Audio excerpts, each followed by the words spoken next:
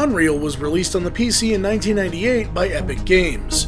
Before their studio teamed up with Microsoft to make Gears of War, and before the Unreal Engine essentially took over the gaming landscape, one team set out to make one game that lived up to its name. I first learned of Unreal when my cousin basically said, you step out of a spaceship onto an alien world, and there's sunlight and clouds and a waterfall, and it really is unreal. The conversation had come up because I had asked if, at the time, I really needed a 3D accelerator graphics card for my computer. This was back when I had a bit less than a 400 MHz CPU at my disposal. His answer was still a resounding yes. So I actually bought Unreal, and then stuffed it on a shelf, and waited until I had my first GPU, the Voodoo 3 2000 PCI card, which I installed in my computer, and only then installed Unreal. The gameplay is a first-person shooter, and the game jumps you straight into the action. The game begins with an explosion, and you hear a computerized PA system announce that a prisoner is escaping. You work your way through this dangerous ship filled with explosions and instability, only to come across terrifying sights and sounds.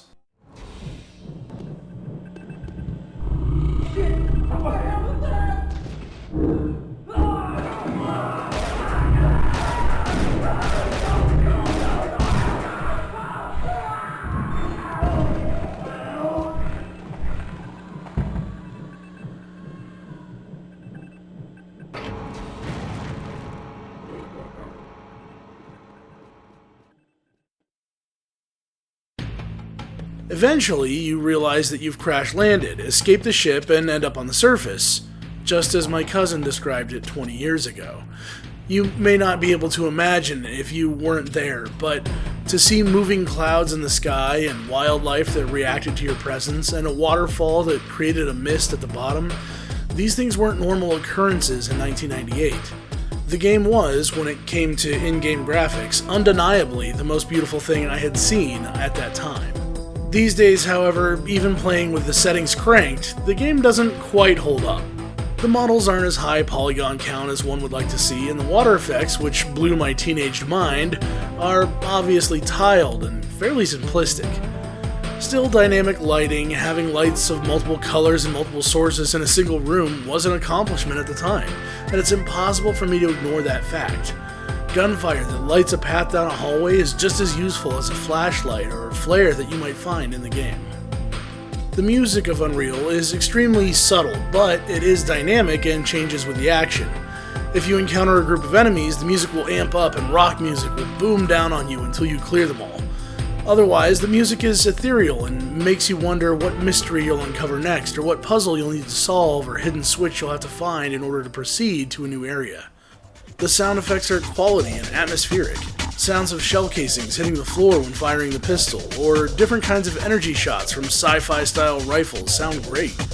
There's very little speech found in the game, but that's definitely one place where the high levels of audio compression are evident.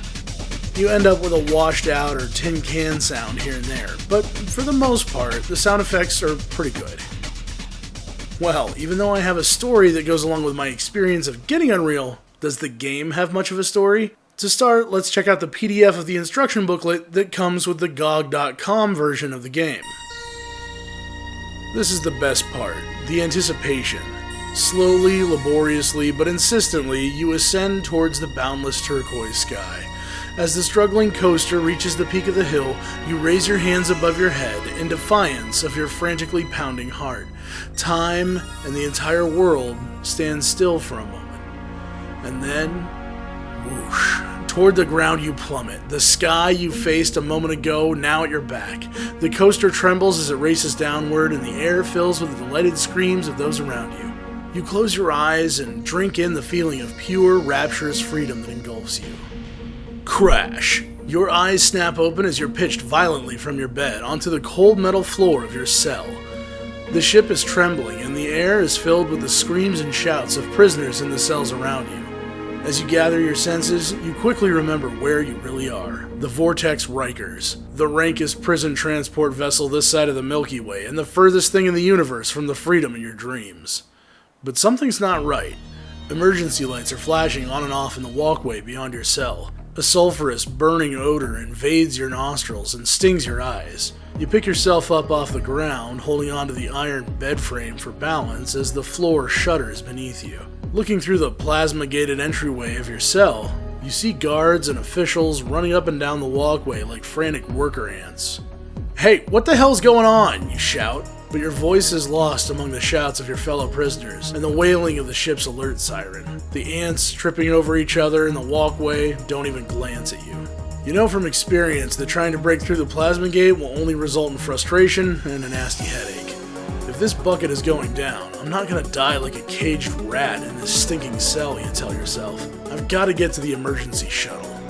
Just then, the cell block's head guard pauses outside of your cell to scrawl something in his ever-present logbook. "Hey, Ash, what the hell's going on?" "What do you think's going on, genius? We're going down. Now shut your yap and strap yourself in."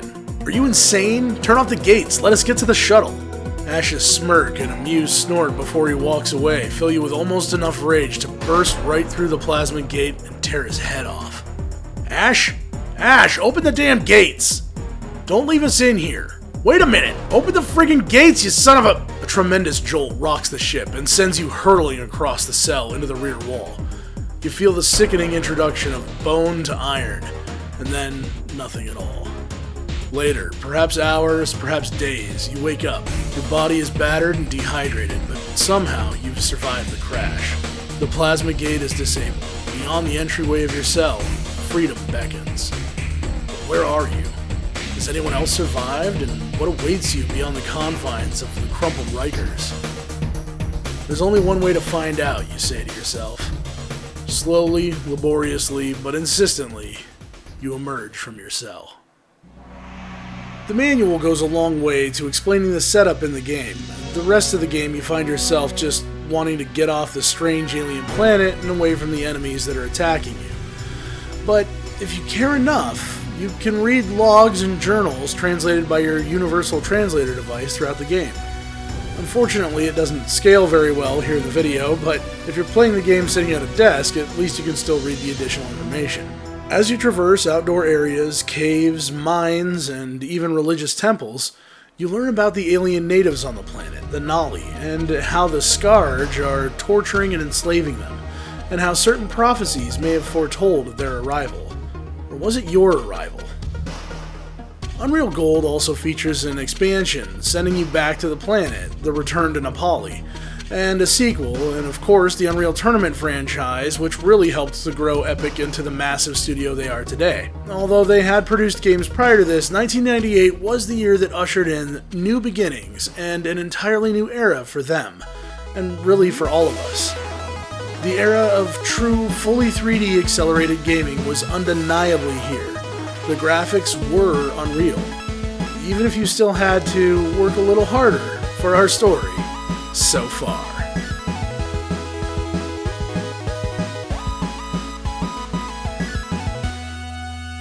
Hey everybody, thanks for watching episode number 96 of Our Story So Far TV. Unreal is one of those games, like I said at the beginning of this episode, I've always had a story that kind of goes with it from my childhood, so I've always wanted to dive into the story of the game and really kind of bring out an episode. Leave a comment down below if you remember playing this game, if you have fond memories, or if you just think maybe you want to try it. I really hope that you liked this episode. If you did, please give it a thumbs up, and if you really liked it, then remember there's also about 100 episodes here that you can binge watch.